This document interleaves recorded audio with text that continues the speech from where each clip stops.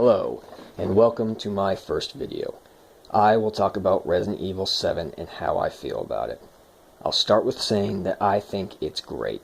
There may be spoilers of some variety in this video, so if you intend on getting the game and experiencing the whole of it by yourself, reviews like this may not be your best source of information.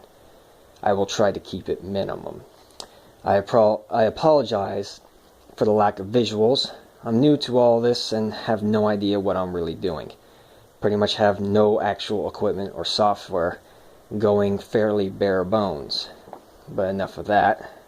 The game is not without its faults, but I definitely liked it a lot more than I expected, and I had already thought I would really enjoy it. If this is the future of Resident Evil, I am all for it. The first-person style with emphasis on horror elements seem to really work well, especially with other titles that have done similar things. Much of the game does feel like a first-person take on their return to glory. It does have some of that classic feel to it, but it is still very much different from some of the other titles in the series. There are some problems, but not many. The length is an obvious issue. It is fairly short. My first run saw its completion in just under 8 hours. This was with me also taking my sweet time. The content may be short, but it is strong. I've beaten the game for the 6th time already. Partly why it took me so long to make this, despite deciding to do it shortly after the game's release. It is a title that has kept me returning. This isn't something that has happened too much in recent years. It's a very high quality game, and if you plan on being a completionist, I think it may well be worth the purchase.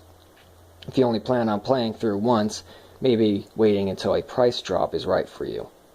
I also would like to say I did unlock all the achievements, something that I also haven't bothered doing in some time.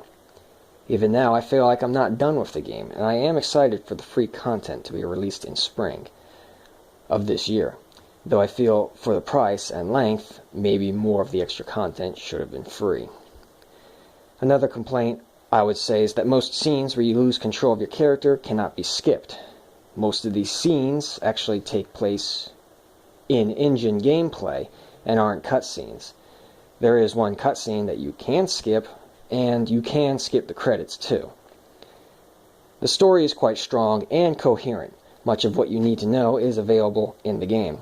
If you're like me, you dislike fan analysis and just prefer to go off of what is proven and evident in the subject matter. There may be one or two instances of reading a file where you may be confused and it doesn't seem to fit. It may or may not, depending on the context in which you place it. I think one file I had a problem with, a bit confusing. Enemy variety is just fine. Games like this don't need like a bunch of different enemies to feel whole. The Bakers along with the Molded are enough for the kind of feeling they're trying to portray. Combat does feel strong. As always, go for the headshots. They are all really awesome enemies, and it's fun to fight them. My favorite being the standard Molded, being a great design and one of my new favorite Resident Evil enemies. The Bakers themselves are especially fun and tense. Like many games, the appropriate way to initially go into a situation may not be obvious until you've worked through it the hard way. I like that a little bit, though sometimes that can hurt the more atmospheric encounters. You may or may not miss out on some special sequences.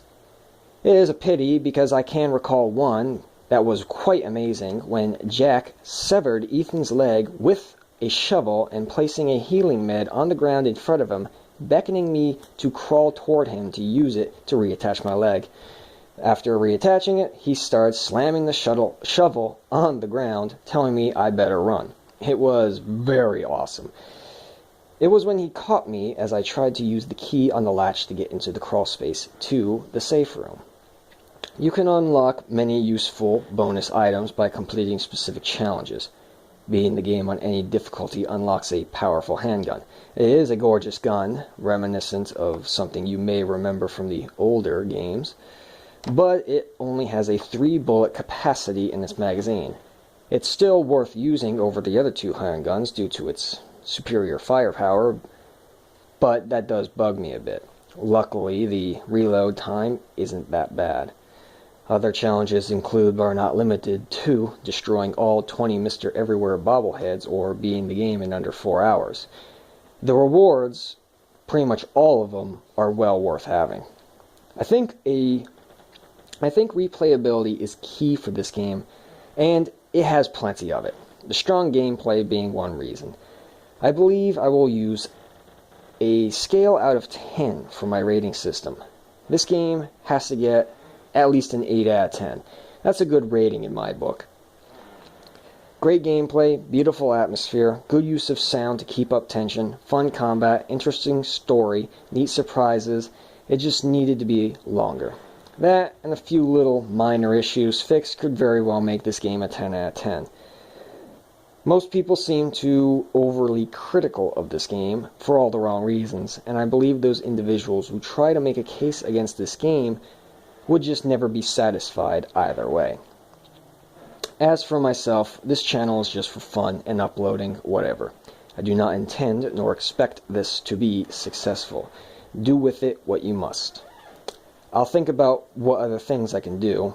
I already have some ideas. Thank you for joining me.